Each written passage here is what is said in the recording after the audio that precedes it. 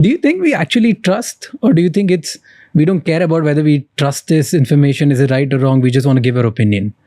I mean, if I said something to you that triggered you, you would have an opinion. You would not be curious.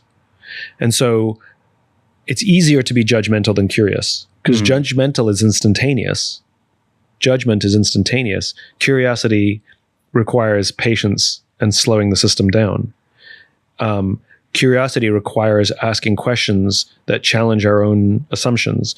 Curiosity requires us to investigate legitimately, not just find things that reinforce our points of view.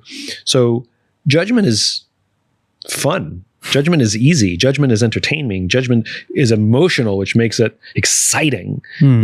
Curiosity it's a slower burn.